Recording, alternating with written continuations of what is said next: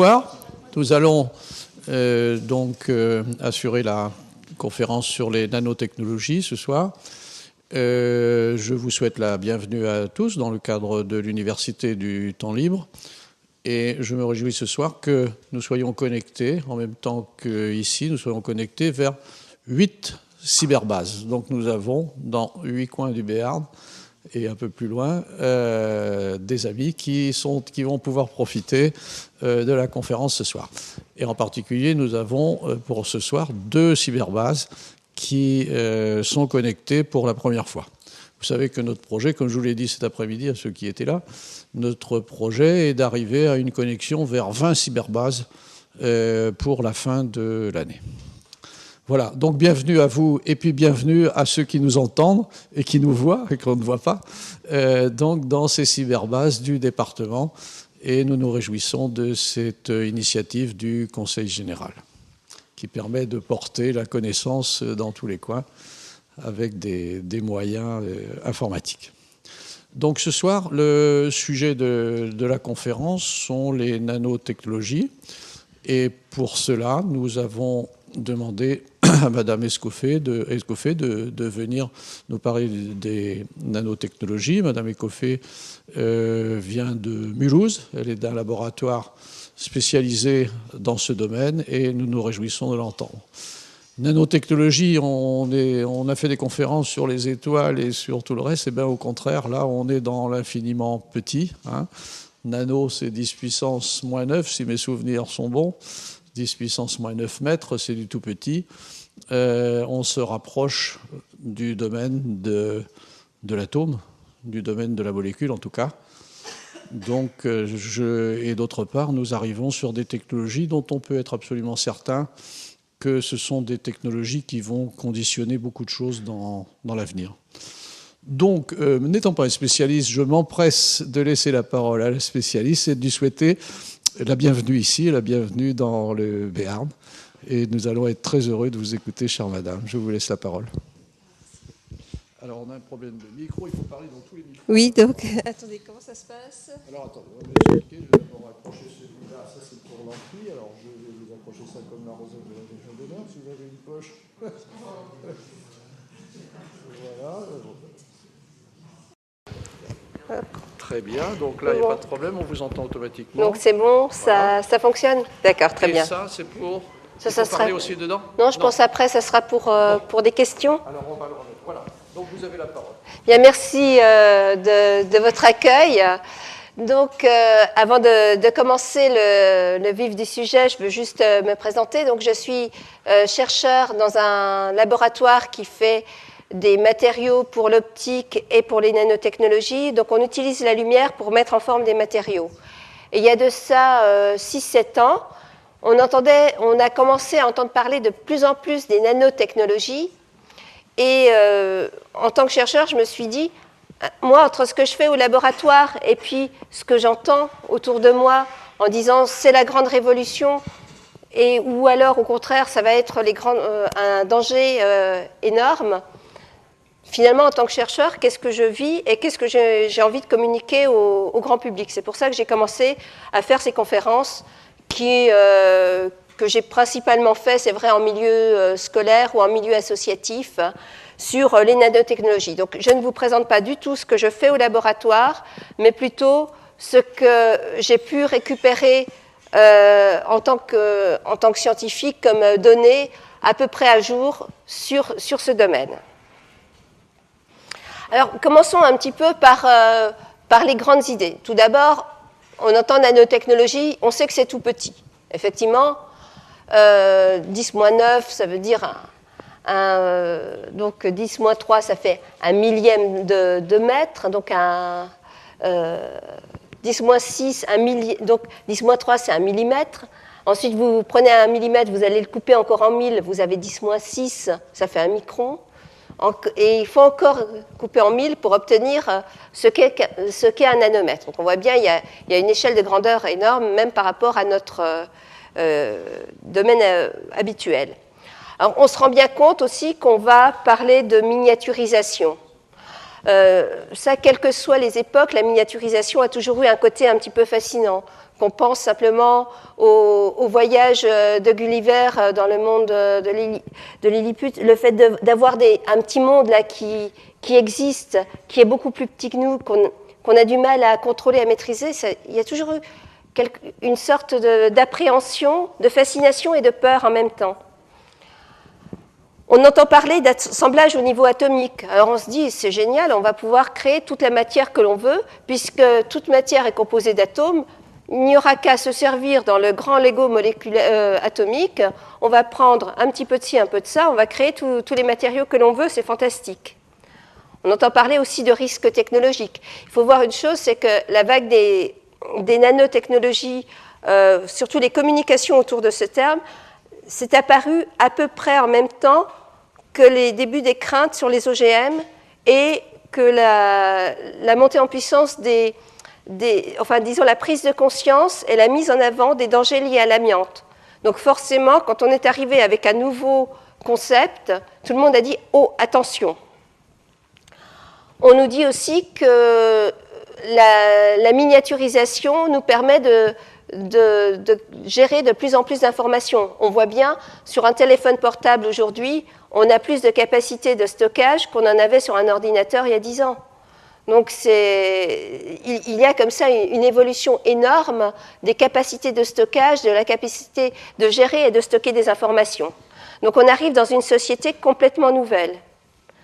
Donc le stockage des données, donc on parle également de progrès, mais finalement, à chaque fois qu'on évoque la notion de progrès scientifique, on a toujours en même temps la crainte un petit peu des risques qui sont inhérents à ce progrès. Donc voilà un peu le concept dans lequel les nanotechnologies ont commencé à toucher le grand public. Alors, avant de rentrer dans les détails, on va juste essayer de faire un petit voyage comme ça dans les échelles de grandeur. Donc, vous voyez, tout le monde visualise bien ce que c'est 1 centimètre. Entre 1 et 10 centimètres, on a des insectes, on en a même un peu plus petits au niveau du millimètre. On arrive encore à voir assez bien ce que c'est. Un ordre de grandeur également, vous avez un cheveu. Un cheveu, ça fait à peu près 1/10 de millimètre, c'est-à-dire 100 microns. Les cellules comme les globules rouges, ça va être quelques dizaines de microns.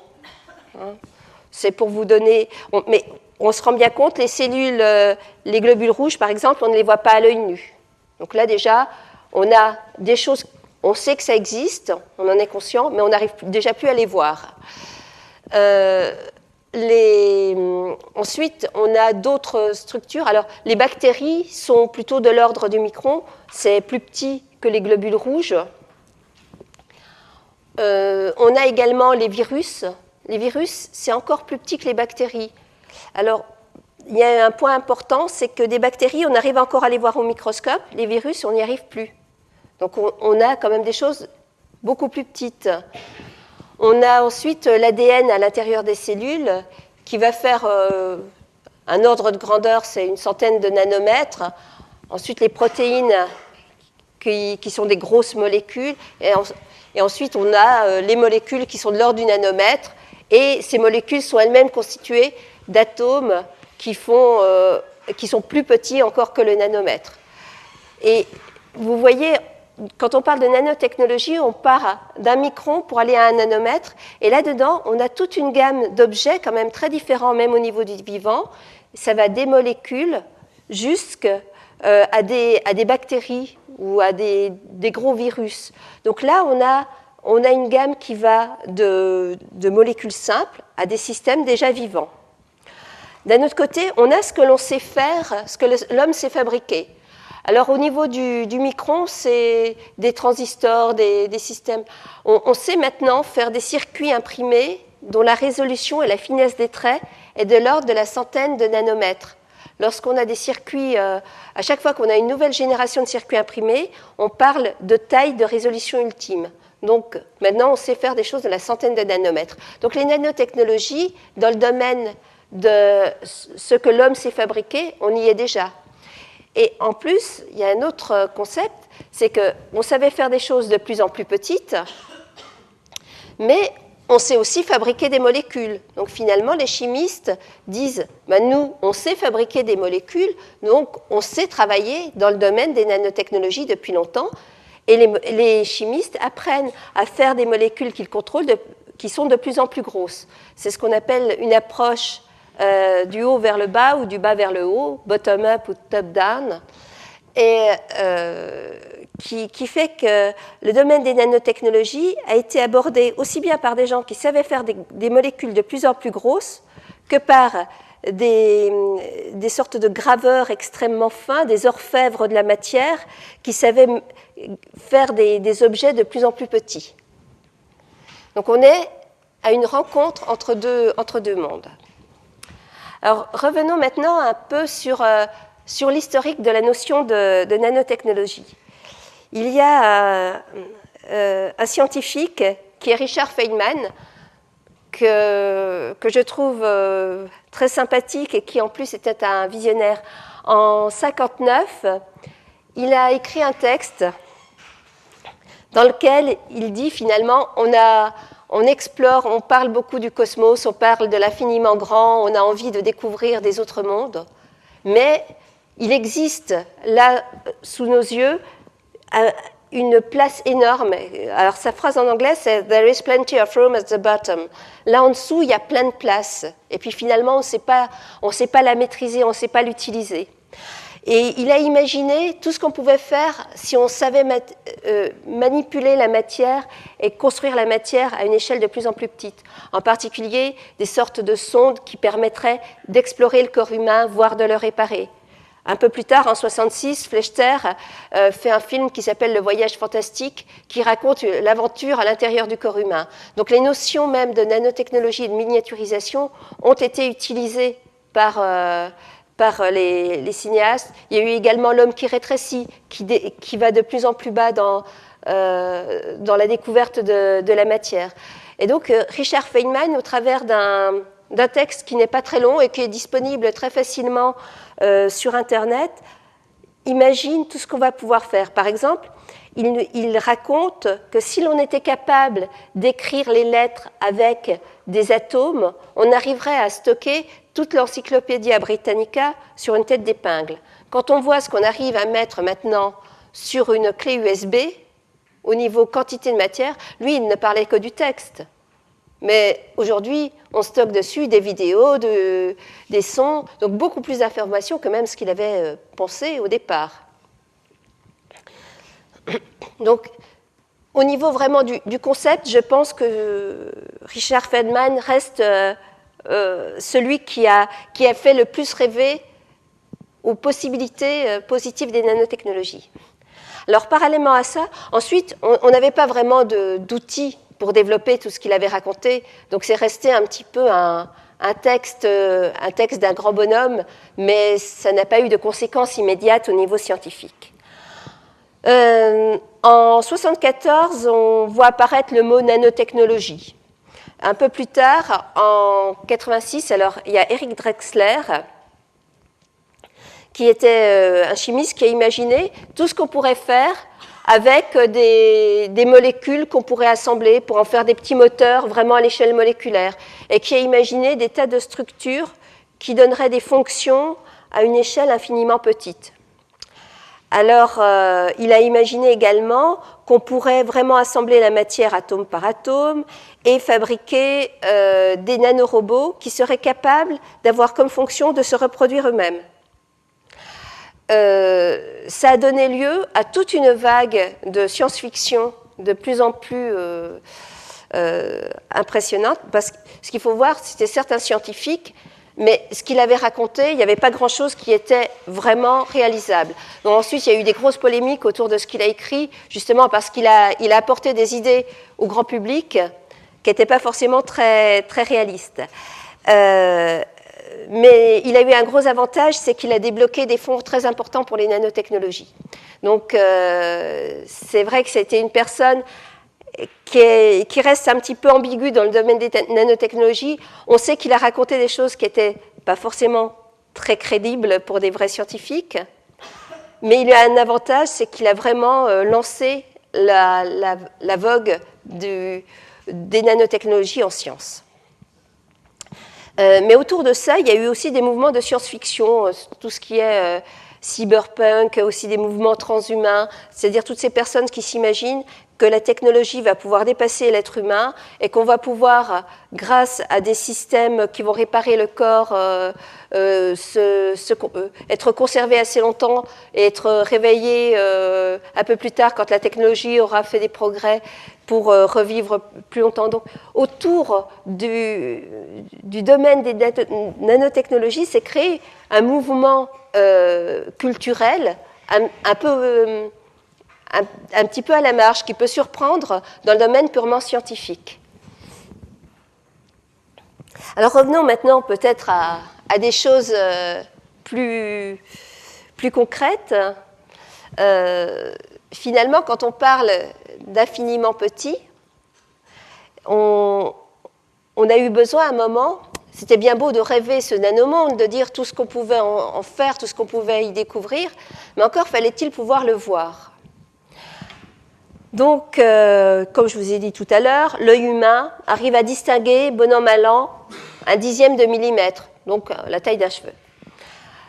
Première grande découverte, c'est Leeuwenhoek qui a découvert le microscope, qui regarde une petite goutte d'eau qui avait l'air bien calme et qui découvre des animalcules, des petites bestioles qui commencent à bouger.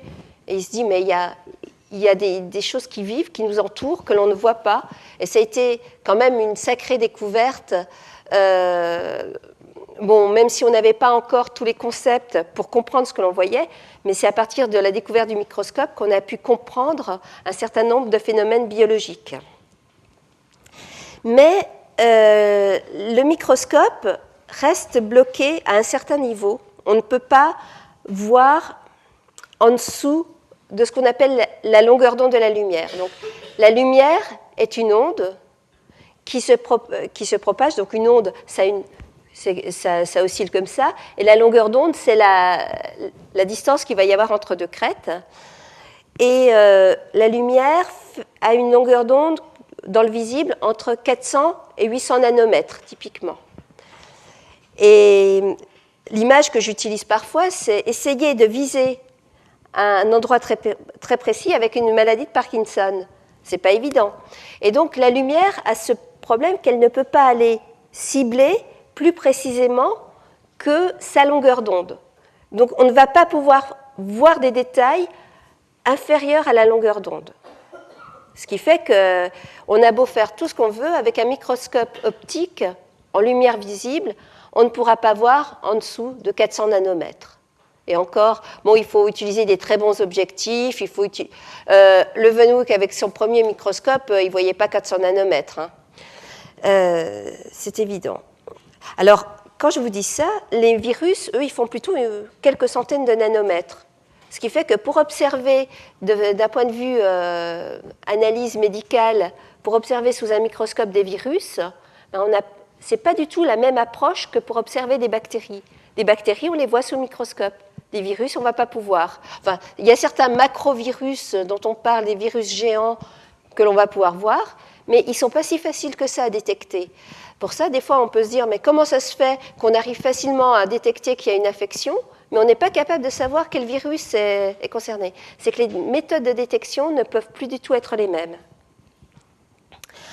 On a développé un peu plus tard des microscopes électroniques. Alors, l'avantage, un faisceau d'électrons, c'est que ça va avoir une longueur d'onde beaucoup plus courte, ou des microscopes ou des systèmes à rayons X. Mais tout ça ne concernait que certains matériaux bien précis et ne permettait pas de voir ou d'observer tous les matériaux. Il y a eu une grande avancée qui a donné lieu en 1980 à un prix Nobel. C'est le microscope à effet tunnel. Alors, à l'échelle atomique, à l'échelle moléculaire, je vous ai dit, la lumière est complètement aveugle. On est aveugle à ces longueurs d'onde-là, on ne peut rien voir. Donc finalement, qu'est-ce qu'on va faire? On va faire du braille. On va prendre une pointe qu'on va approcher de la surface. Et en approchant la pointe de la surface, on va être capable non pas de voir de la même façon qu'on verrait en lumière, on ne va pas voir par transparence, mais au moins de toucher la surface et de voir sa structure en point par point. Alors, le concept qui a été utilisé est finalement relativement simple. Lorsqu'on va effiler une pointe métallique, il arrive toujours qu'il y ait un atome qui soit un tout petit peu plus bas que les autres. Et cet atome un peu plus bas que les autres, il va être capable de se rapprocher de l'atome qui est juste en dessous. Alors, la grosse difficulté, là, cette fois-ci, c'est qu'il n'est pas question d'avoir un système mécanique qui ait une forte maladie de Parkinson. Il faut vraiment un système mécanique extrêmement stable, la capacité de s'approcher de façon très précise de la surface. Et on voit que quand deux atomes sont proches l'un de l'autre, il y a un courant électrique. Enfin, si on a des systèmes qui sont conducteurs, on peut faire passer un courant électrique. Alors, quand ils se touchent, le courant passe bien. Quand ils sont loin, il ne passe pas du tout. Et entre les deux, il y a une distance dans laquelle le courant augmente de façon continue. Et donc, en gérant ce courant, en regardant à quelle valeur il est, on peut savoir à quelle distance on est de la surface, de façon extrêmement précise. Et c'est comme ça qu'on a pu faire des analyses de surface atome par atome.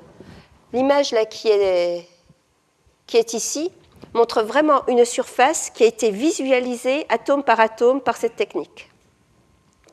Alors, ce système a vraiment révolutionné le domaine des nanotechnologies, parce que des tas de choses qui restaient des belles idées fumeuses ont pu être visualisées. Mine de rien, on a beau savoir faire des calculs théoriques, des tas de choses sur ce qui se passe à l'échelle moléculaire ou avoir des informations indirectes, le fait de voir une surface comme celle-là, atome par atome, ça a été une émotion importante pour les chercheurs. Je vais vous donner un exemple. Il y a une molécule qui est bien connue, c'est une molécule de benzène, et on dessine toujours cette molécule comme 6 atomes de carbone, des atomes d'hydrogène. Puis les chimistes ont tendance à dire les liaisons, elles sont bizarres parce qu'elles doivent être délocalisées.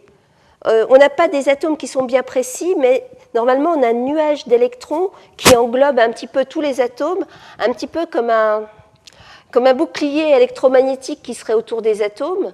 Et en fait, quand on va toucher la matière, ce qu'on va voir, ce n'est pas l'atome, ça va être ce bouclier électromagnétique. Et quand on voit des molécules de benzène, on va voir un nuage diffus, quelque chose de diffus, et non pas des atomes un par un. Ce qui fait que la théorie qui raconte qu'on a des électrons délocalisés autour de la molécule de benzène a pu prendre vraiment forme. Alors, on a été plus loin avec ces petites pointes de microscopie à effet tunnel. On s'est rendu compte qu'on arrivait à coincer un atome et on va coincer un atome et on va être capable ensuite de changer un petit peu le courant au bout de la pointe et de le déposer ailleurs. Et donc de manipuler vraiment la matière atome par atome. Les fantasmes qu'on peut avoir autour sont importants aussi, mais il faut bien se dire une chose, c'est que pour faire une molécule en mettant 2 atomes l'un à côté de l'autre, ils n'ont pas toujours envie de se mettre ensemble. Il ne suffit pas de les mettre l'un à côté de l'autre. On arrive à mettre des atomes qui n'ont pas envie de réagir, qui sont bien calmes les uns à côté des autres, mais faire de la chimie comme ça en approchant un atome à côté d'un autre, il y a quelques réactions qui sont possibles comme ça, mais on est très très loin de l'idée qu'on va pouvoir créer n'importe quel matériau en posant les atomes comme ça un par un. Ce qui a été fait également, on s'est rendu compte qu'on arrivait à coincer, alors là, non plus des atomes, mais des petites particules dans des faisceaux de lumière et qu'on arrive à les manipuler également. C'est quelque chose qui maintenant se fait assez couramment, c'est ce qu'on appelle des pinces optiques. Et autour de ces concepts, ce qui a été développé, c'est vraiment des systèmes de gants et de pinces, de façon à avoir le sentiment d'attraper des atomes ou d'attraper des particules, de sentir les forces qui peuvent s'exercer.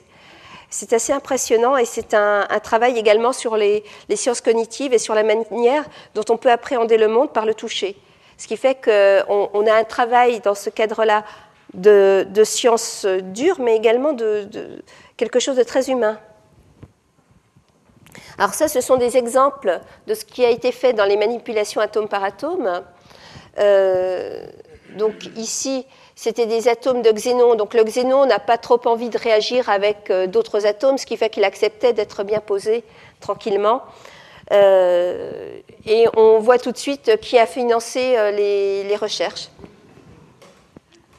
L'image d'à côté, ici, ça par contre, c'est une image théorique. Hein. Mais on a pu constater une chose. Je vous ai parlé tout à l'heure des nuages électroniques, de ces sortes de boucliers électromagnétiques.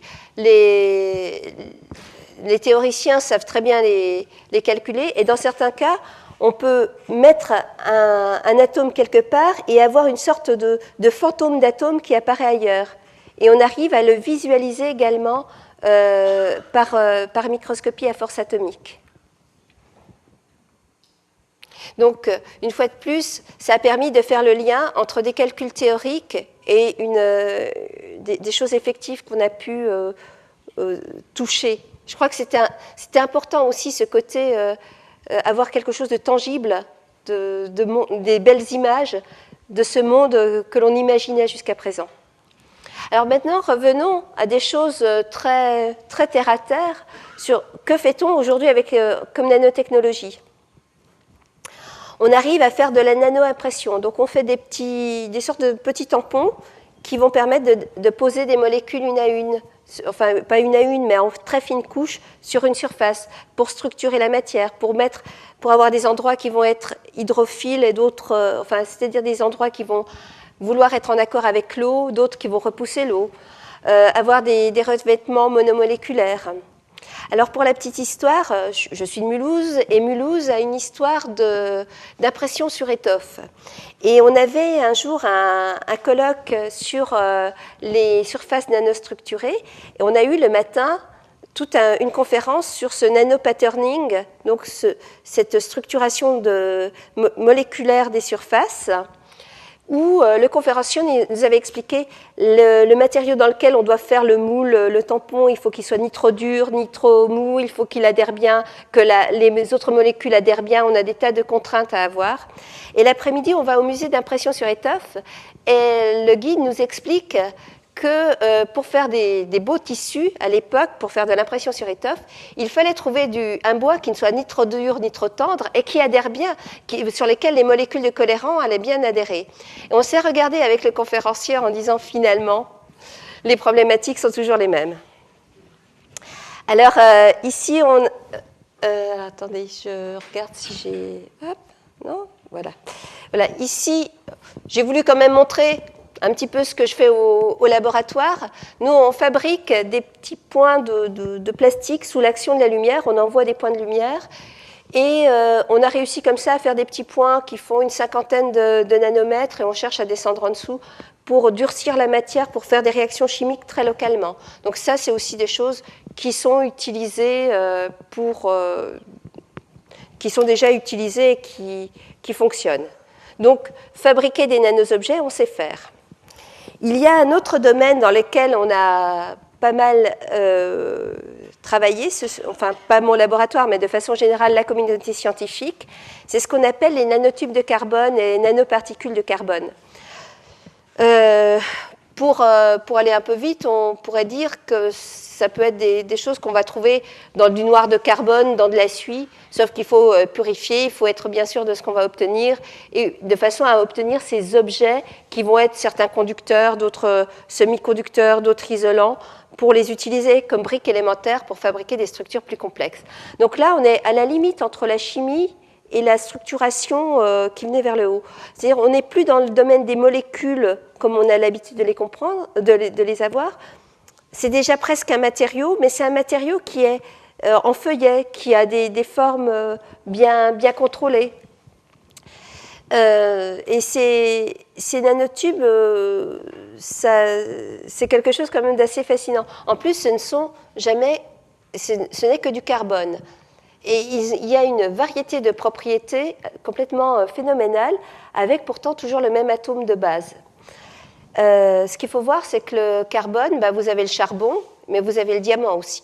Donc déjà, rien que dans les matériaux que l'on connaît, on voit bien qu'avec les mêmes atomes, on arrive à avoir des propriétés radicalement différentes. Et là, les nanotubes présentent une variété de fonction, comme je vous disais. Il suffit qu'il y ait un rang de plus, on a quelque chose qui est conducteur ou qui ne l'est pas. Donc, ensuite, il y en a certains qui font des feuilles, enfin des sortes de rouleaux de grillage qui s'entourent les uns dans les autres, dans lesquels on va pouvoir faire rentrer d'autres molécules. C'est un domaine assez fascinant. J'avais enlevé le transparent sur lequel j'avais montré les prix, mais finalement, par rapport au diamant, les nanotubes, enfin certains nanotubes, certaines nanoparticules de carbone coûtent beaucoup plus cher que du diamant. C'est pas parce que ça se trouve, on peut en trouver certains dans de la suie que ça ne coûte rien. Enfin, quand je dis dans de la suie, une fois de plus, pour avoir ceux qui sont bien purifiés, bien contrôlés, c'est tout un travail de préparation qui rend bien sûr les choses plus complexes que simplement brûler un feu de bois et mettre une assiette pour récupérer le noir de carbone dessus. Un autre domaine, c'est les nanoparticules. Donc, on va utiliser des matériaux que l'on sait déjà fabriquer, mais on va les mettre sous forme de particules de plus en plus fines, ou du moins dont on contrôle la taille, avec un petit peu des choses qui les entourent. Donc on va, un peu comme des perles, on va faire des choses comme ça dont la taille va être contrôlée, ainsi que l'environnement. Et là, c'est un exemple avec le même matériau, qui est un semi-conducteur. On arrive, en fonction de la taille, à avoir des propriétés. Vous voyez, là, c'est exactement le même matériau, mais de taille différente. Et les couleurs vont être très variées. Donc, on voit bien que le contrôle des nanoparticules, le contrôle de la fabrication, est très, très dépendant du contrôle de la taille. Il ne suffit pas de dire on va prendre un matériau donné, il va falloir être capable de dire quelle taille ça a, de façon très précise, et de contrôler la synthèse. Alors, par rapport aux chimistes qui avaient l'habitude de faire des molécules, le contrôle est complètement différent. C'est un domaine dans lequel c'était souvent, par exemple, des recettes. Je pense à des recettes de céramistes ou des recettes comme ça. Il y a des choses, à 3 fois rien, on peut changer la taille finale et changer complètement les propriétés. Donc, on arrive à contrôler. C'est bien sûr le but d'une démarche scientifique de rationaliser tout ça. Mais à la base, on avait un certain nombre de choses qui étaient plutôt des recettes. Alors, les matériaux, les nanomatériaux, il faut bien voir qu'il y en a déjà pas mal dans le domaine naturel. Alors, on a pu s'en inspirer, que ce soit l'argile. L'argile, c'est des feuillets extrêmement minces qui sont séparés par des toutes petites couches. Donc là, on est déjà dans le domaine de la nanostructuration, les toiles d'araignée, les feuilles de lotus qui ont inspiré des systèmes que je vous montrerai tout à l'heure de verre auto-nettoyant. Des nanomatériaux, il y en a également dans certains types d'acier. On a pu remarquer qu'il y avait des nanocomposites à l'intérieur. Le bleu Maya est également lié à une structuration très particulière de la matière. Des verres colorés comportent des nanoparticules de métaux comme de l'or ou de l'argent. Donc finalement, cette notion de nanomatériaux existait bien avant qu'on ait compris tout ce qui se passait. Mais comme je vous disais, très souvent, c'était des recettes extrêmement précises qui donnaient des propriétés mécaniques ou des propriétés, une résistance très particulière, des couleurs très particulières. Alors pourquoi le fait d'avoir ces petites structures va complètement changer les matériaux? Alors, ce qu'il faut voir, quand on a... imaginez si vous mettez des gros cailloux dans du plâtre. Si vous commencez à taper dessus, ça va casser très facilement parce que finalement, l'interaction entre les cailloux et le plâtre, ça va être... En revanche, si vous mettez à l'intérieur de ce même plâtre quelque chose de beaucoup plus fin, qui va bien coller avec le plâtre, on aura quasiment partout des interfaces entre le plâtre et le matériau qu'on aura mis dedans. Et donc, globalement, les propriétés mécaniques vont être plutôt des propriétés liées à l'interface entre le matériau qu'on va mettre dedans et entre la matrice, donc le matériau principal, et la charge, plutôt que des matériaux de la charge ou des matériaux des propriétés de la charge ou des propriétés de la matrice. C'est ce qu'on a, par exemple, lorsqu'on va mettre du noir de carbone dans du caoutchouc pour augmenter sa résistance. C'est ce que l'on va avoir. Alors, à une autre échelle, je pensais au torchis. Le torchis, qui est un mélange de terre glaise et de paille, n'a pas les mêmes propriétés que la terre glaise seule et que la paille seule. Et au niveau des nanomatériaux, c'est ce phénomène poussé à l'extrême, puisqu'on a quasiment partout de l'interface. On va être presque partout dans le mélange, à quelques dizaines de nanomètres d'une particule différente. Donc on aura comme ça des propriétés qui seront radicalement différentes des propriétés mécaniques habituelles. D'autre part, lorsqu'on coupe la matière en petits morceaux, les propriétés optiques vont changer. Par exemple, de l'or, vous voyez, c'est un peu jaune. En revanche, des nanoparticules d'or, c'est violet. Ça peut surprendre, mais donc on voit bien que les propriétés optiques sont assez différentes. Je vous ai montré tout à l'heure aussi les nanocristaux de semi-conducteurs dont les propriétés de fluorescence changeaient fortement en fonction de la taille. Toujours sur les matériaux et sur les choses déjà bien utilisées, je vous ai parlé de la feuille de lotus. Alors la feuille de lotus, c'est un symbole de pureté. Et pourquoi c'est un symbole de pureté ? Parce que, quoi qu'il arrive, la poussière n'accroche pas dessus, c'est toujours propre. Et donc, pour ceux qui fabriquaient des bâtiments en verre, où il fallait nettoyer les carreaux assez souvent, ils se sont dit, mais il y a quand même un truc là, cette feuille de lotus, elle a beau être dans des environnements très boueux, elle reste propre. Et ils ont regardé, et la surface n'est pas lisse, et comporte des tas de petits picots, ce qui fait que quand une poussière va se poser dessus, elle ne va pas interagir, elle n'aura pas suffisamment de surface pour bien interagir avec le matériau. Du coup, à peine un petit coup d'eau, ça va partir sans accrocher. D'où les propriétés de ces nanostructures. Alors, ça a été utilisé effectivement pour le traitement du verre, en particulier pour les verres des bâtiments qui étaient très coûteux à nettoyer. Même si la fabrication du verre était un peu plus chère que du verre traditionnel, ça valait le coup. Et il a fallu, à un moment, se dire ce n'est pas parce que la surface est lisse qu'elle est plus facile à nettoyer. Et ça, c'était un changement aussi de concept. Se dire, mais finalement, on est passé complètement à côté d'un phénomène qui était évident et parce qu'on était toujours persuadé qu'il fallait faire des surfaces très, très lisses. Alors, parlons maintenant d'un autre domaine dans lequel les nanotechnologies font beaucoup parler d'elles, c'est bien sûr la puissance de calcul. Alors, au niveau de la miniaturisation, on a là-haut un des premiers ordinateurs, Mark I, 1938. Je ne suis pas sûre qu'il faisait beaucoup plus qu'une calculette de poche. Donc, voilà, et vous voyez un peu la taille. En plus, ça chauffait énormément. Enfin, c'était quand même pas très performant, mais ça a été quand même, ce qu'il fallait voir, c'est qu'à cette époque-là, ça a été quand même le début du moment où on s'est dit on va pouvoir automatiser certaines tâches mathématiques. C'était quand même un développement important.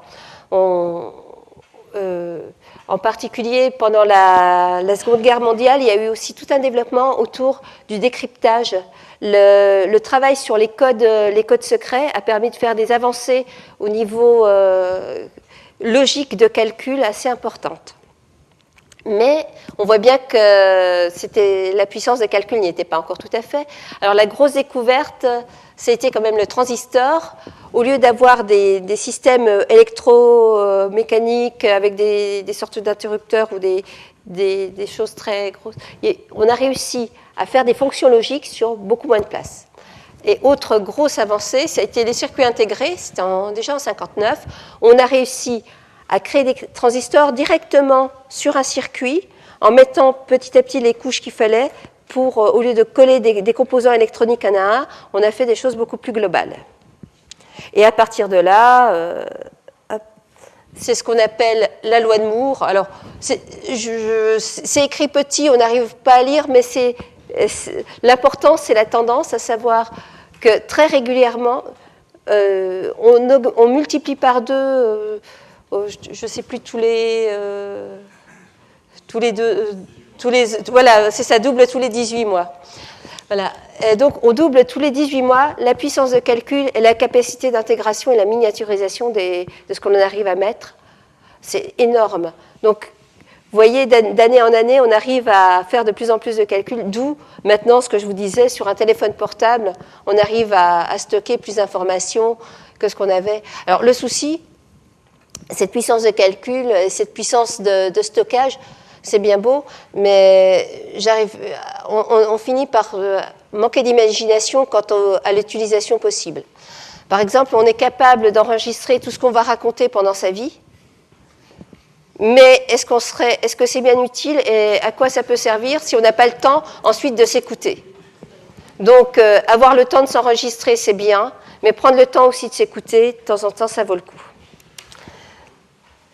Alors, là, au niveau stockage de l'information électronique, ce qui se prépare dans les laboratoires, c'est la capacité de faire des fonctions logiques uniquement avec une molécule. Donc là, ça serait vraiment l'évolution extrême de la notion de transistor, avec une seule molécule qui serait capable de faire passer l'information ou pas en fonction d'un signal qu'elle reçoit.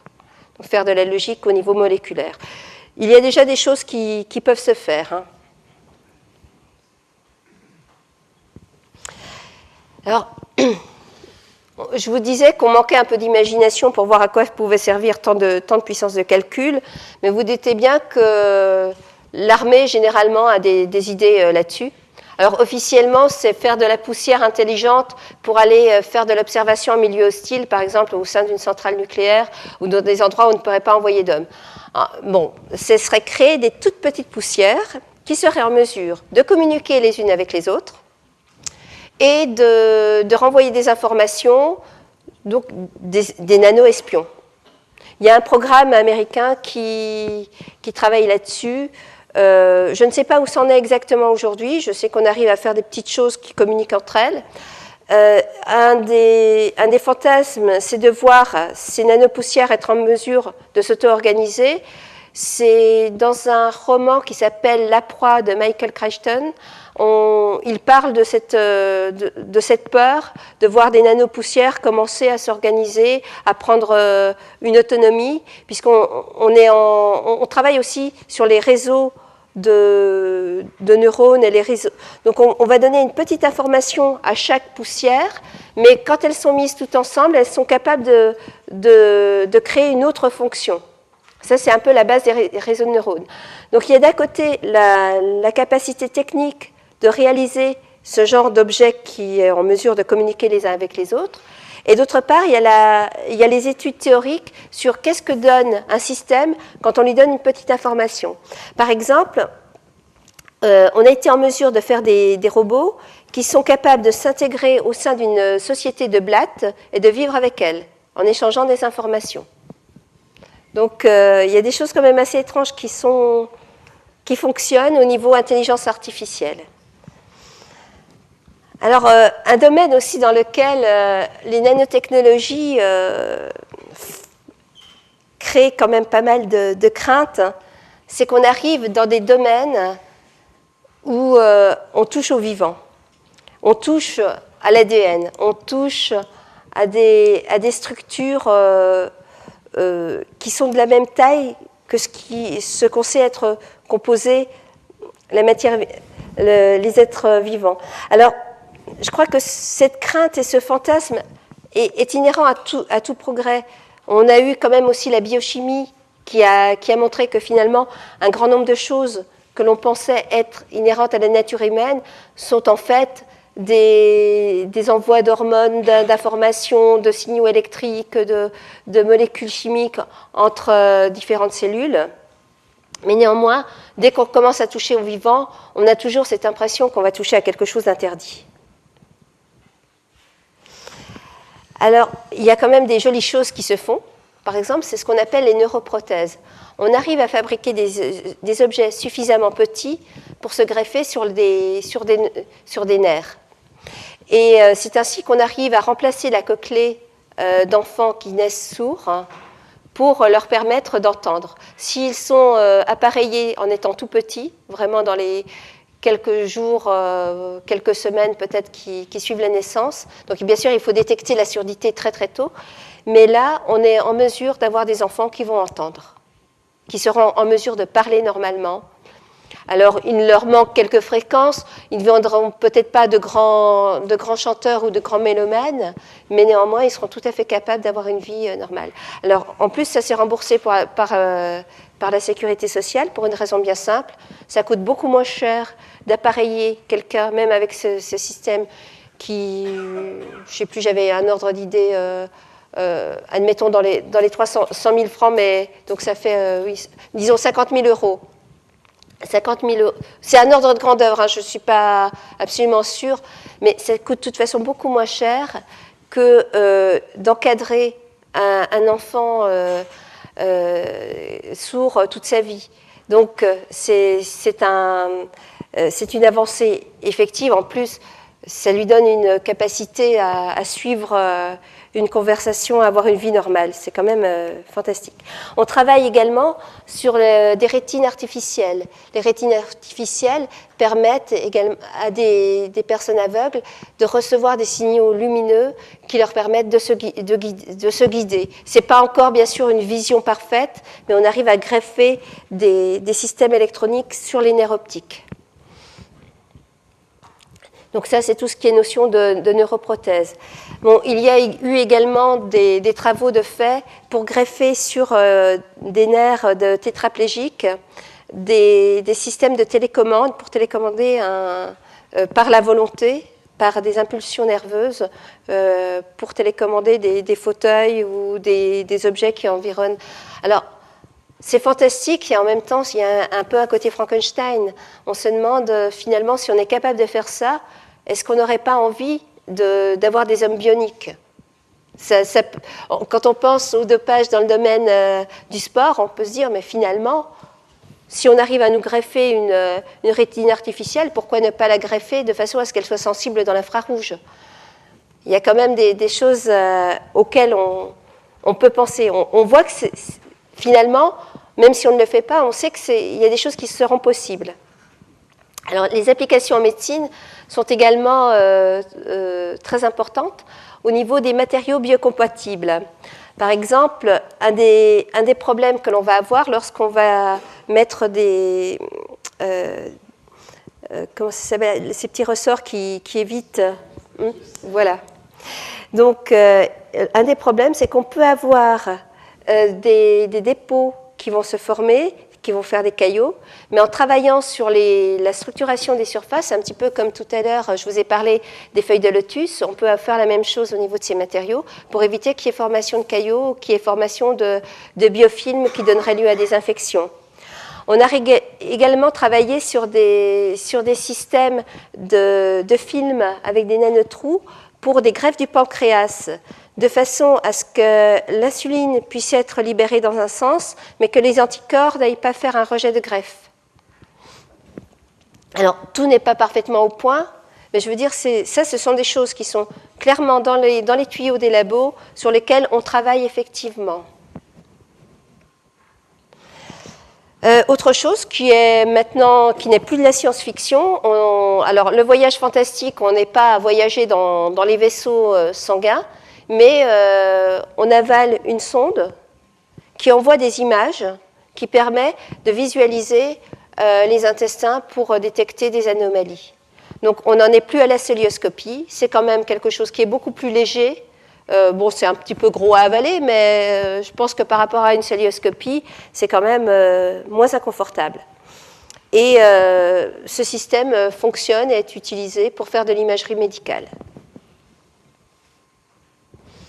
Alors, il y a également tout un travail de fait sur la vectorisation des médicaments. C'est-à-dire qu'un des problèmes de certaines, je pense surtout aux médicaments anticancéreux, on va les prendre et ensuite ils vont aller un peu partout dans le corps, ou du moins ils sont susceptibles de créer d'avoir des actions néfastes un peu partout dans le corps. Là, en vectorisant, on est capable maintenant de faire de la chimie un peu compliquée, de mettre des tas de choses autour, d'encapsuler ces ces molécules qui sont quand même toxiques, de manière à les cibler spécifiquement sur des cellules cancéreuses et éventuellement de ne les activer qu'une fois qu'elles sont sur la cellule, que ce soit de façon par la lumière ou par d'autres systèmes. Notre domaine, c'est des patchs médicamenteux. On peut très bien imaginer de faire un système où on va avoir un petit laboratoire. On voit maintenant au niveau des mesures, par exemple pour le diabète ou le cholestérol, une toute petite prise de sang de rien du tout permet instantanément d'avoir des mesures de glycémie. Donc rien n'empêche d'avoir ça directement en patch. La difficulté, c'est que l'insuline est une grosse molécule qu'on n'arrive pas à envoyer de façon continue.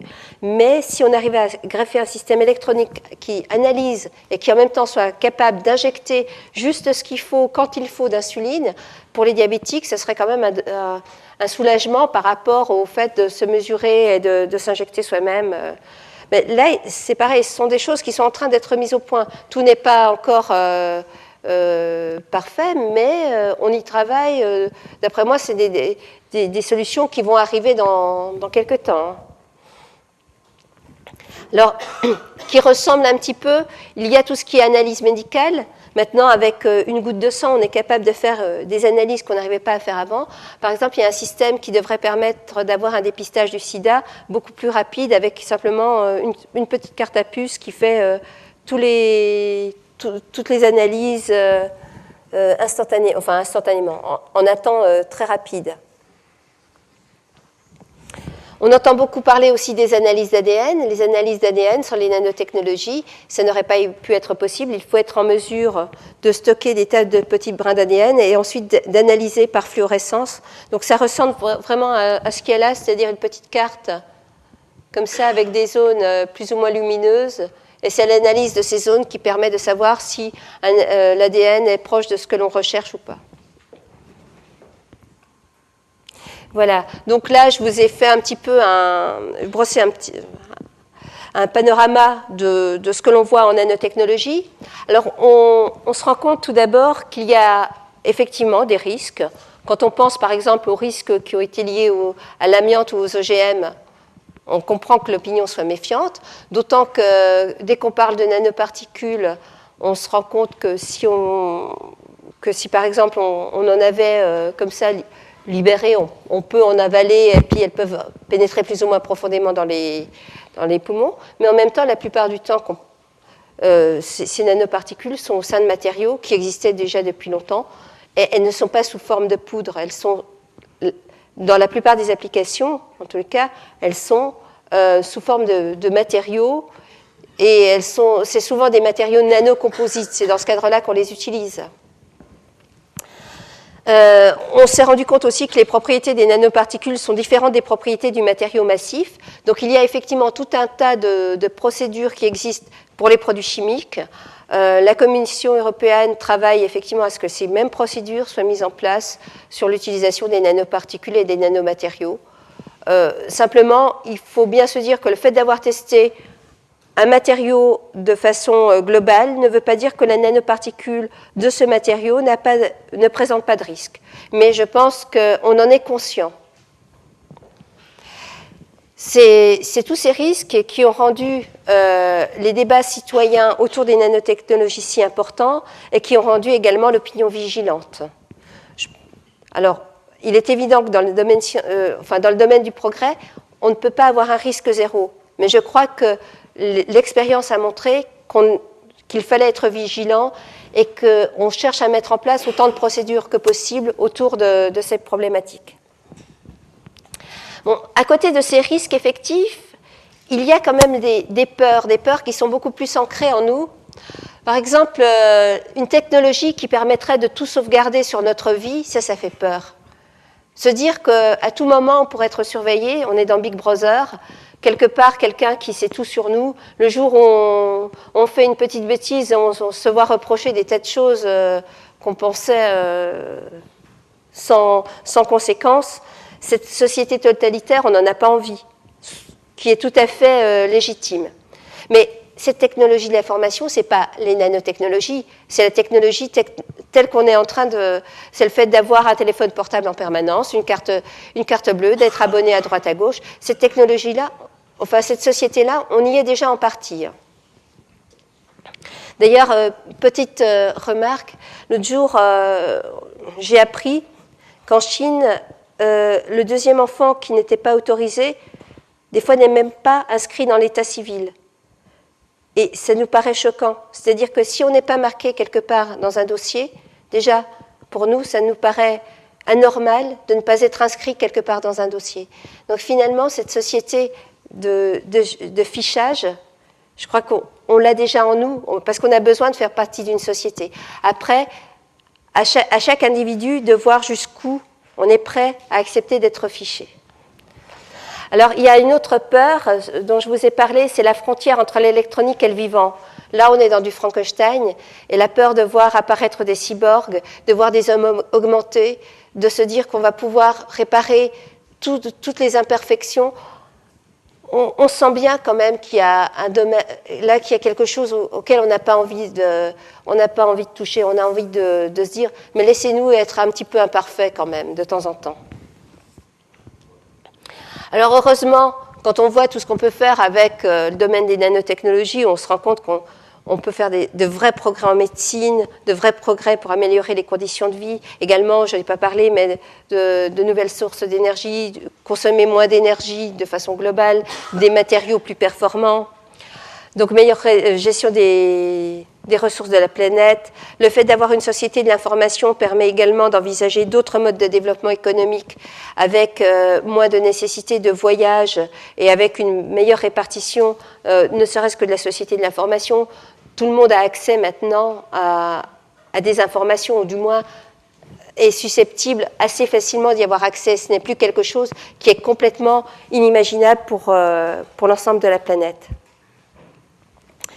Donc, lorsqu'on fait le bilan, on se rend compte quand même qu'il y a une nécessité de questionnement éthique, à savoir, tout d'abord au niveau de l'homme, est-ce qu'on veut aller de l'homme réparé à l'homme augmenté?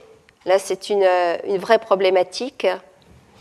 On est tenté quand même d'aller toujours plus loin. Quand on voit au niveau du dopage, finalement, les sportifs qui utilisent le dopage vont au-delà des performances humainement habituelles. Et quasiment tous les sportifs sont amenés plus ou moins à se doper d'une manière ou d'une autre pour supporter ce qu'ils demandent à leur corps. On se rend compte aussi du questionnement éthique sur la société de l'information, sur le rôle de la détection, sur le rôle des poussières intelligentes qui seraient susceptibles de nous observer un petit peu partout. Donc là aussi, on se doit à un moment de dire, attendez, nous on a envie de garder un petit peu de liberté. Voilà donc, je pense avoir fait un petit peu avoir fait le tour aussi bien de problématiques vraiment scientifiques et de problématiques liées aux nanotechnologies. Et je suis prête à répondre à vos questions.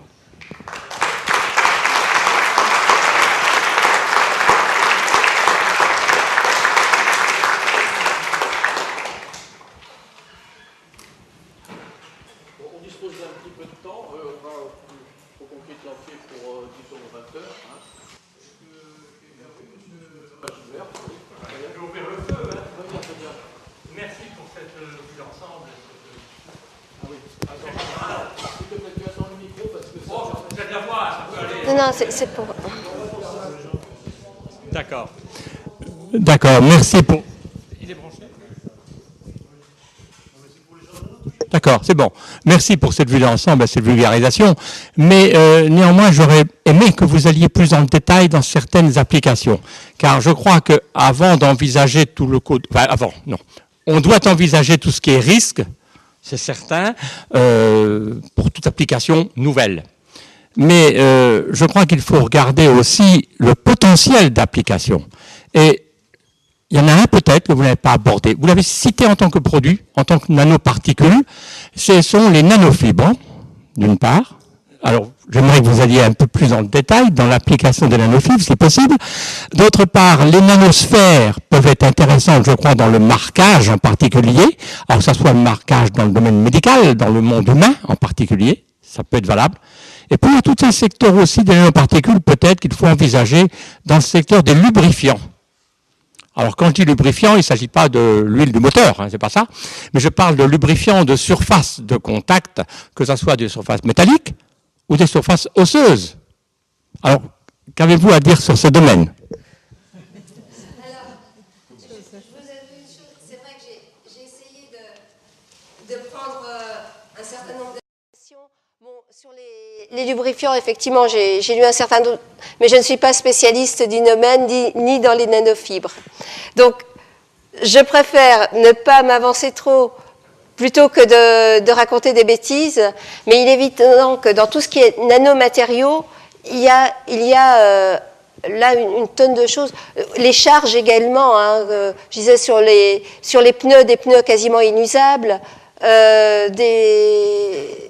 alors les systèmes pour la médecine, là au niveau osseux, je ne connais pas tout ce qui existe actuellement comme développement de matériaux, parce qu'il y a tellement de choses qui se...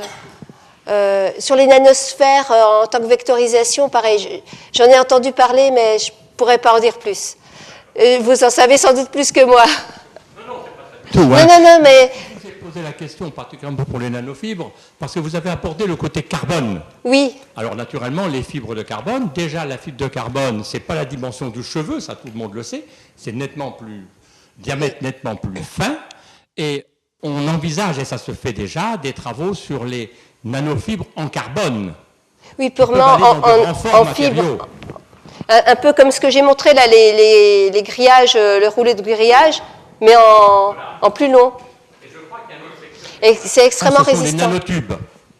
Alors, les nanotubes de carbone, là, j'en ai parlé un petit peu, effectivement, puisqu'on a des propriétés qui peuvent être aussi bien conductrices que semi-conductrices. Là, au niveau des petits objets qu'on arrive à manipuler, ça permet de créer les Legos. Alors, en plus, il y a des propriétés mécaniques très importantes. Je disais qu'avec le carbone, on peut faire du diamant.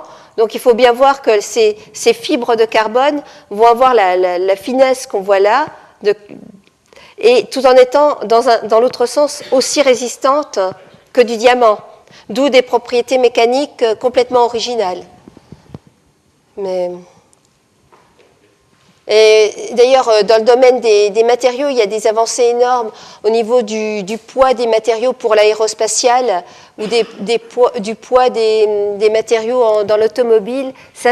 Ces domaines-là vont permettre également de faire des économies d'énergie importantes tout en gardant un confort de vie correct.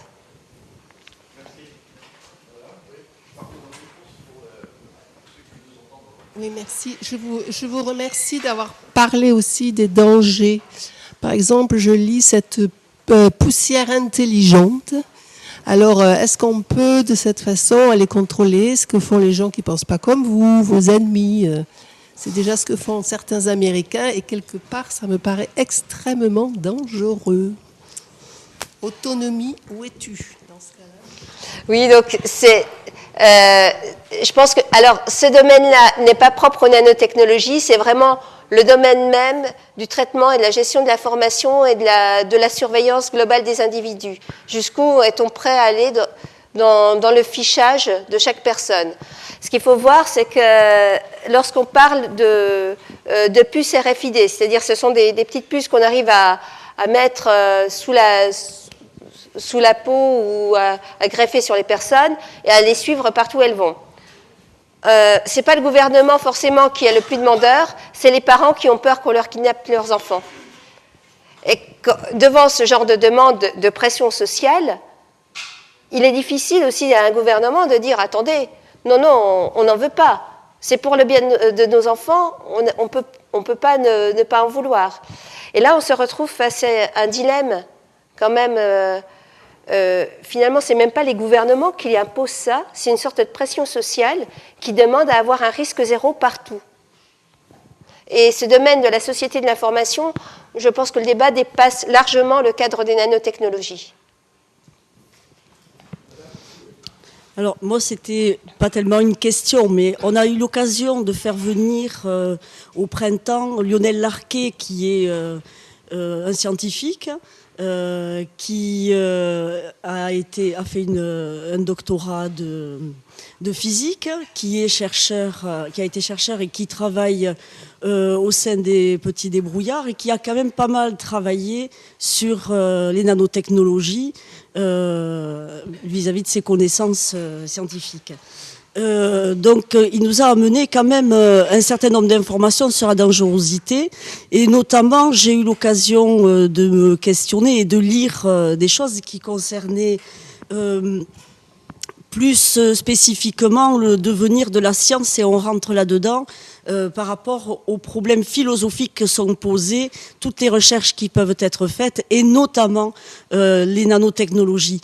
Parce que vous l'avez dit au départ, les personnes qui ont commencé à travailler là-dessus avaient des visées quand même très transhumanistes, et qui posent de sérieux problèmes par rapport au principe d'humanité. Parce que quand on se met à faire de la recherche sur les nanos, il y a une philosophie de départ qui peut induire une façon d'utiliser ces recherches et les résultats.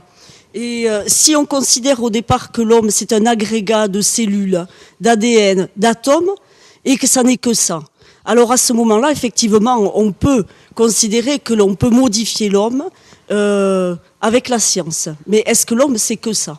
Ça, c'est la première question. La deuxième question, c'est que il y a quand même une dangerosité réelle dans la mesure où, par exemple, certaines molécules, et elles sont déjà utilisées, les laboratoires ont largement travaillé là-dessus, et les mettent sur le marché, notamment les laboratoires L'Oréal, qui ont beaucoup utilisé les nanotechnologies dans les cosmétiques, avec notamment, par exemple, l'utilisation de dioxyde de titane sous la forme nano, où il était utilisé auparavant sous une autre forme, mais là, il est utilisé sous la forme nano, par exemple, sur les crèmes solaires.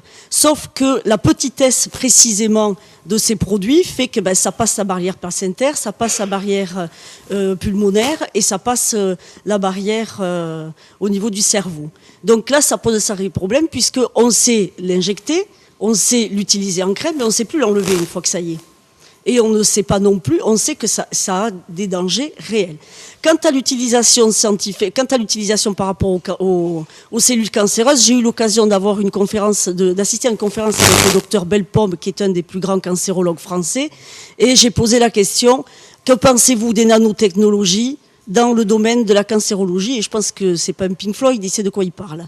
Et la réponse a été, en termes d'imagerie médicale, oui, le reste, c'est de la poudre aux yeux. Il n'y a rien qui a été fait comme recherche là-dessus, et ça représente plus de danger que ça n'apporte réellement d'effet sur la santé.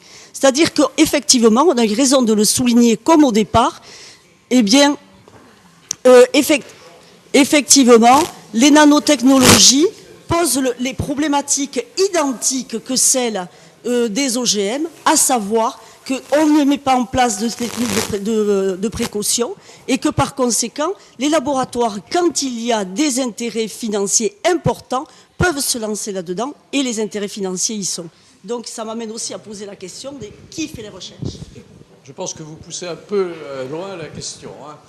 Alors, si vous avez une réponse, madame, non, parce que vous n'êtes pas là pour faire un exposé, pour poser des questions. Alors, disons, je vais essayer de reprendre les différents points.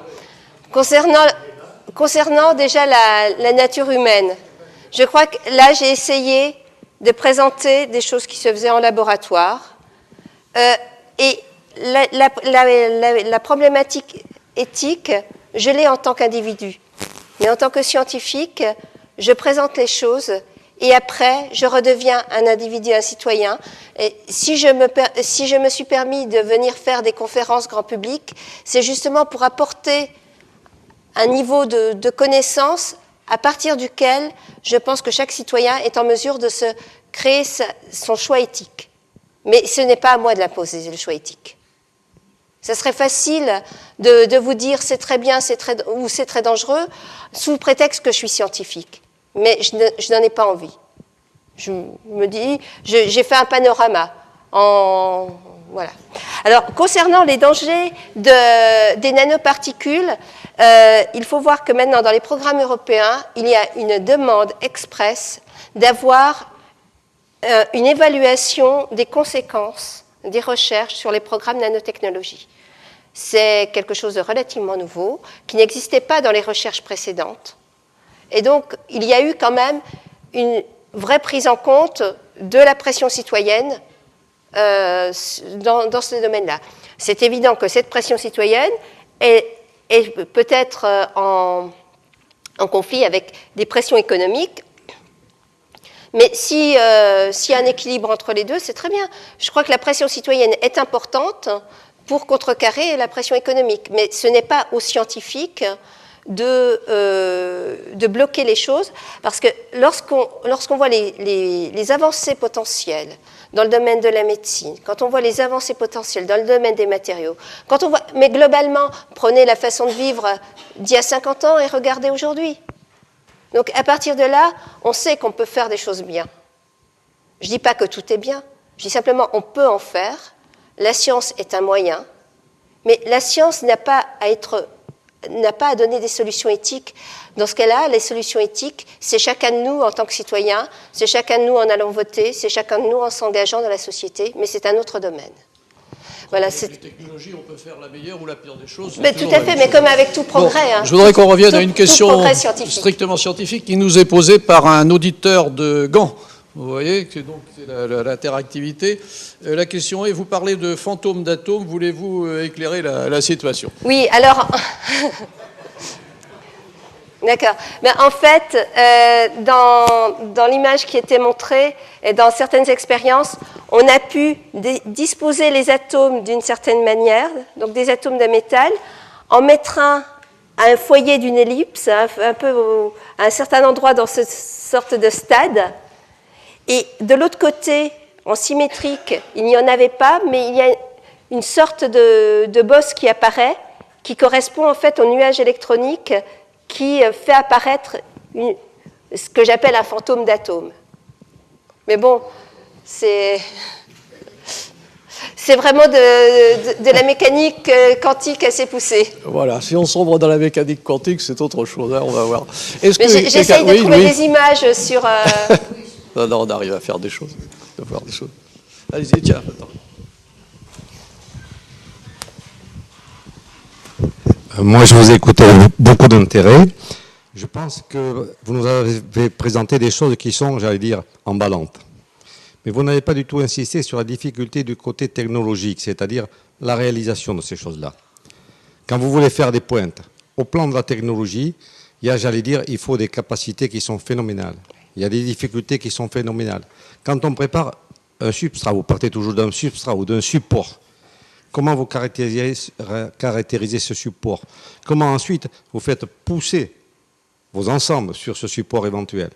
Et j'en viendrai pour terminer, mais parce que je veux être très court, à la molécule électronique. On en parle depuis 15 ou 20 ans. La molécule qu'il faut construire, qui pourrait être à la fois un oscillateur, par exemple, un oscillateur électronique. Alors tout ça, où est-ce qu'on en est? Et je m'arrêterai là, terminer sur un commentaire.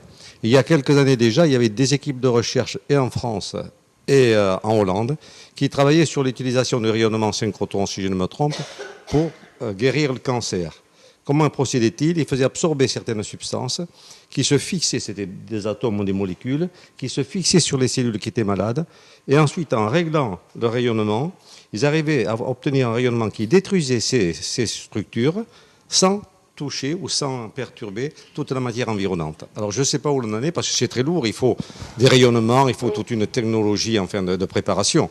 Mais où est-ce qu'on en est là-dessus? Est-ce que vous connaissez cette question-là? Alors là, on passe un peu dans le contraire des questions très pointues. Concernant la méthode anticancéreuse, j'avoue, je ne connais pas. Je connais un petit peu la photothérapie dynamique, où on va placer des molécules qui vont être photosensibles et qui vont être en mesure de se stocker plus particulièrement sur les cellules cancéreuses. Donc, de ce que je sais, les cellules cancéreuses, en plus, ont un métabolisme différent des autres, qui fait qu'on arrive à trouver des pièges, enfin des leurres qui vont permettre de diriger plus particulièrement les substances actives vers les cellules cancéreuses plus facilement que vers les autres. Bon, ça, c'est déjà une méthode. Et on arrive ensuite à envoyer de la lumière localement, bien sûr sur certaines tumeurs. Si la tumeur est complètement inaccessible à de la lumière, on ne va pas pouvoir faire grand-chose. J'ai vu aussi un article récemment sur l'utilisation de nanoparticules d'argent qui augmentent la capacité de la lumière à agir. Et ces nanoparticules d'argent ont été utilisées sur des souris pour voir qu'il y avait plus de guérison de cancer lorsque les souris avaient reçu aussi ces nanoparticules d'argent. Donc il y a quand même des domaines dans lesquels on évolue petit à petit, mais entre un travail comme ça de laboratoire et une mise sur le marché, il faut compter 15 ans. Donc ça, il ne faut pas l'oublier. Hein. Entre ce qu'on fait dans les laboratoires actuellement et le jour où ça sera sur les marchés, c'est un gap. Et concernant les prouesses technologiques qu'il faut pour montrer, c'est évident que là, quand je fais de la vulgarisation scientifique, quand je fais de la présentation grand public, je vais pas donner tous les détails du vide qu'il faut créer pour faire de la microscopie à effet tunnel, par exemple.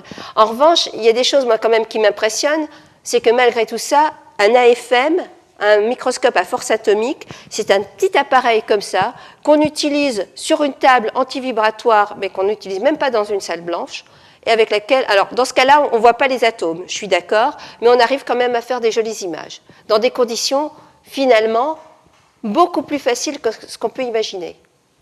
Alors, après, si on va voir les belles images d'atomes, il faut bien voir une chose, une image comme ça, vous avez un grain de poussière, ça vous écrase tout, hein. Donc là, il faut travailler dans une ambiance très particulière, très propre. Donc des fois, il faut pomper pendant des jours pour être sûr de ne pas avoir de poussière. Et pour avoir une belle image, comme on vous montre là, les scientifiques qui l'ont obtenue, ils ont dû travailler très, très longtemps. Bon, ça, c'est un... Je peux rajouter un commentaire. Oui. Justement, juste pour une information, si vous prenez par exemple une surface, hein, puisque tout parle d'une surface. Oui. Une surface avec ses atomes. Si vous introduisez un atome étranger sur à peu près 10 000 ou 100 000, vous pouvez modifier terriblement les propriétés de la surface et de ce que vous faites dessus. Oui. Donc, ça veut dire que ce sont des techniques qui sont très très lourdes et qui exigent de la part des chercheurs une attention phénoménale, qui exigent des moyens très très gros, et dont les résultats sont après c'est stupéfiants. La microélectronique en est un exemple, la microélectronique en sont des exemples. Mais c'est très lourd et je dirais qu'à la base, très souvent, on ne réalise pas que pour la recherche. Si on veut avancer, il faut quand même un certain nombre de moyens qui sont des moyens qui sont voilà. Mais après, on a des retombées quand même. Mais bien sûr. Oui. Alors, il y a aussi un domaine qui est intéressant suite à ce que vous venez de raconter. Lorsqu'on fait du stockage d'informations à ces échelles-là, la moindre petite erreur, enfin la moindre poussière, la moindre erreur de gravure peut être dramatique. Donc on va vers des logiques qui sont différentes. Au lieu d'utiliser une logique binaire telle qu'on a actuellement, il y a également des avancées en informatique qui vont utiliser des logiques un peu plus floues, qui vont autoriser les erreurs. Donc finalement, on arrive à une notion d'informatique qui peut être différente, qui devient un peu plus humaine, c'est-à-dire que quand il y a une erreur quelque part, ben on la rattrape autrement. Autour de la miniaturisation, c'est greffé aussi tout un tas de recherches sur l'autorisation des erreurs. Non, bah, il faut bien, quoi, c'est... La théorie des flous, ce qu'on appelle la théorie des flous, c'est-à-dire c'est pratiquement quand on veut résoudre un problème, imaginez que vous jouiez dans un ordinateur toutes les solutions d'un jeu d'échecs, vous ne pouvez pas. Mais avec la théorie des flous, vous arrivez très bien à faire vos échecs et vous ne pouvez plus battre l'ordinateur. C'est une théorie tout à fait particulière. Oui, moi j'avais une question qui rebondit un peu sur l'intervention précédente. Comment se répartit l'effort sur ces technologies, tant du point de vue recherche qu'industriel? Ou en d'autres termes, quelle est la place de la France, quelle est la place de l'Europe? J'ai plus les domaines, j'ai plus les données précisément en tête. Je les avais en février, j'avais été à un colloque, on les avait vus.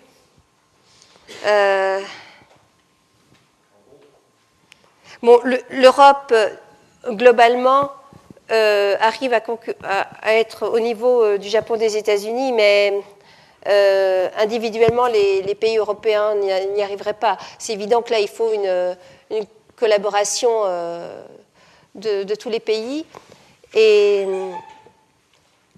Le domaine industriel s'implique un peu partout, en particulier au niveau microélectronique. Il y a quand même pas mal de potentiel.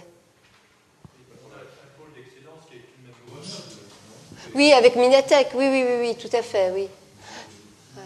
Mais je n'ai pas de notion des chiffres. Alors, il est évident que la notion de nanotechnologie a permis de débloquer des fonds pour tout un tas de pans de la recherche fondamentale. Ça, il faut quand même reconnaître. Alors, le résultat a été que, vous voyez, en parlant de nanotechnologie, on touche à des domaines très, très différents, mais c'est simplement qu'on a réussi à fédérer des efforts de recherche qui venaient de pôles très, très différents, de milieux quand même variés.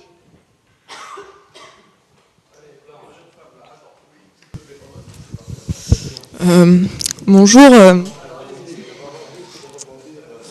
Bonjour, ma question va peut-être être simple par rapport à ce qui a été posé jusqu'à présent, puisque je suis étudiante en génie des matériaux et vous avez parlé en fait de l'acier damassé.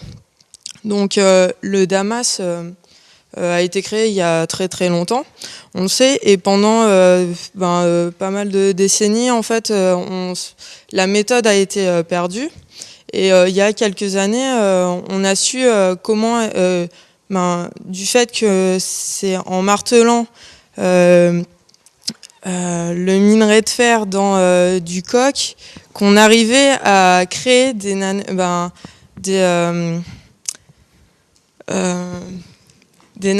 de carbone, oui. Une structure nano, c'est de la nanostructure en carbone, ce qui fait donc notre dureté du matériau avec ces jolies structures donc noires. Et moi, je voulais savoir en fait comment est-ce qu'on peut le créer, étant donné qu'on a perdu ça depuis tellement longtemps et qu'aujourd'hui on est encore incapable, on n'est pas trop capable de savoir le faire. Donc alors, si vous pouvez répondre, ce serait bien. Alors, je ne suis pas en mesure de répondre à cette question. Finalement, elle n'était pas plus simple que les autres. En revanche, tout à l'heure, je discutais avec Rose Brown qui me disait qu'ils essayaient de recréer le bleu Maya également, en se disant que le bleu Maya était... on avait perdu la recette, mais on essayait de regarder comment le refabriquer de manière synthétique. Donc le fait de comprendre et d'être en mesure d'analyser maintenant la manière dont le matériau est formé, même si on ne va pas retrouver la recette initiale, on sera peut-être en mesure de copier et de faire quelque chose d'équivalent. Ou peut-être de comprendre les points cruciaux au niveau de la recette qu'il faut mettre en place. Mais c'est évident que ces matériaux traditionnels, il y a un côté assez fascinant pour les physico-chimistes de nos jours, c'est qu'on se dit, mais ils ont trouvé des recettes qui ont donné des résultats fantastiques, juste comme ça par l'expérience. Donc là, ce n'était pas forcément des gros instruments, mais simplement, c'était des générations et des générations. Donc c'est des choses qu'on ne pourra pas remplacer. Voilà. Il est temps d'arrêter les débats. On n'a pas épuisé le sujet, hein, mais enfin, vous voyez, les nanotechnologies, c'est tout de même une grande... il y a un grand avenir là-dedans et pour toutes sortes d'applications qu'on ne soupçonne probablement même pas. Voilà, je vous remercie. Bonne soirée à tous et au revoir.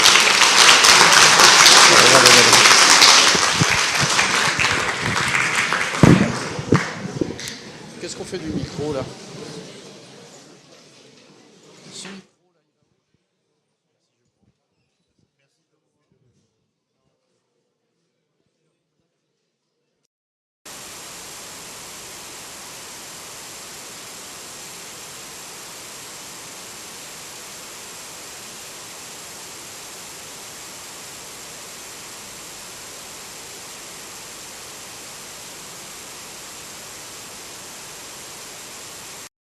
Toujours là. Oui, il est toujours là, Gérard.